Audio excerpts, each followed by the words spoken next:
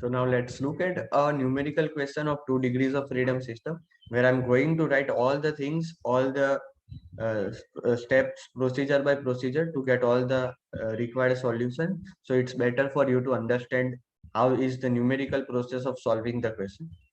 So let's start with these equations of motion. So you must remember which are these equations of motion. These are the same equations of motion which we have seen earlier also.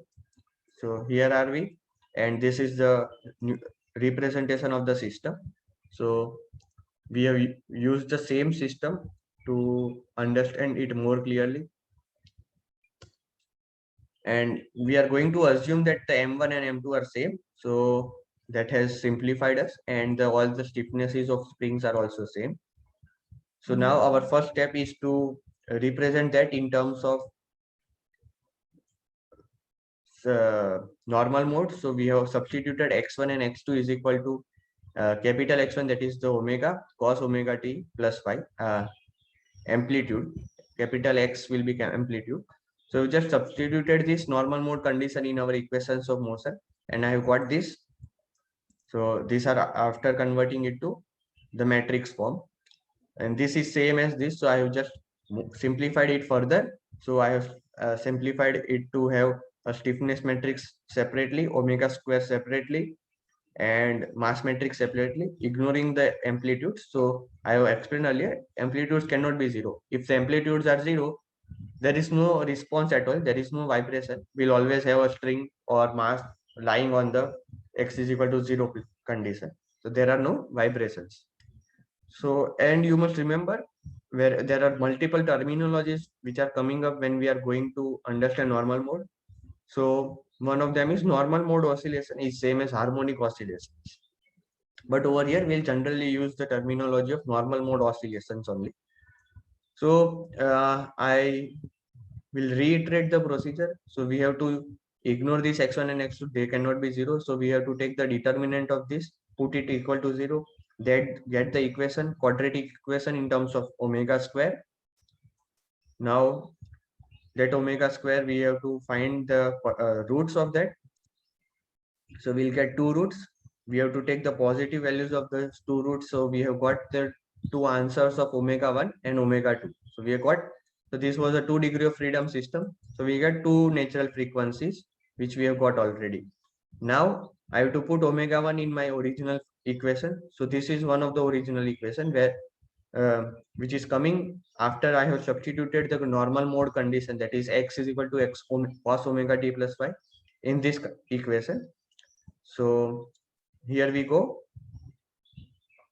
I have cancelled the common term, get this cos omega t plus phi, that cannot be 0. So this is the remaining equation. In that I am going to substitute omega 1. Omega is equal to omega 1. So I'll get the answer or the ratio x1. So x2 by x1 in the first normal mode is equal to r1 is equal to 1. That is coming after solving this. So that means that my ratios are going to be 1. So the ratios of amplitude are 1. That means the amplitude values are going to be equal. And when I put omega 2 in the above equation, I'm going to get this response where r2 is equal to -1. That means they are out of phase motion. And in the r1 condition, when it was first normal mode response, they were having in phase motion. So now let's come to more details of it.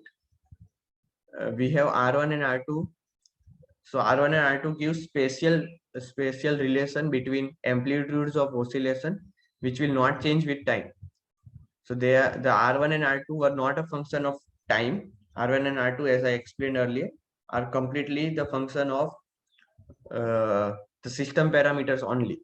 So they are not going to change. R1 and R2 are the constants again for the system. So let's look at the first normal mode. So this was how we have assumed the first normal mode, where x1 is equal to x1 cos omega 1 t plus phi 1. Now we have got the values of omega 1. So I will substitute it. For x2, that is in first normal mode, how the second mass is going to behave. So I have the generalized equation which I have assumed in the first case. Now we have got the values of x2 in terms of x1 and r2, or sorry, r1. R1 should be over here. And I can again substitute omega 2. Sorry, the omega 1 should be here. So there are these silly mistakes I have made. So since it is first normal mode oscillation, I'm going to have the vibration in first natural frequency itself. Sorry, it will be 1. So these are 1. So I've got the response for x1 and x2 in terms of x1, that is the amplitude, and omega 1 I have substituted, and phi 1 and phi 1 is the same. And then we can come to second normal mode. So that's where the system is going to vibrate in the second natural frequency. So we'll have omega 2 over there and phi 2 over there, and then the amplitudes will also change. And we have just substituted that. So earlier I have written all the equations specifically or explicitly. Now I'm writing all the equations for second normal mode in terms of matrices. So you just have two flavors of how can I represent my solution. So I have represented second normal mode oscillation in terms of the matrix, where I have substituted omega values directly and x R2 values. So now we have got the general response. And if we are given with the initial conditions also, we can find the exact values of x1 and x1 in x1 in the first normal mode, x1 in second normal mode, and phi 1 and phi 2. So we should have 4 initial conditions, and using those we can get the values explicit or exact solution for the free vibration for the normal mode oscillation. Now to get the free vibration response, we know we need to have a linear combination of all the normal mode responses. So I have represented it over here, and this is in the matrix form. So we can go on expanding it, substituting all the details of the amplitude omega and phi, but I resisted to get into more details. In the next video, we'll look at another numerical example, which is very good.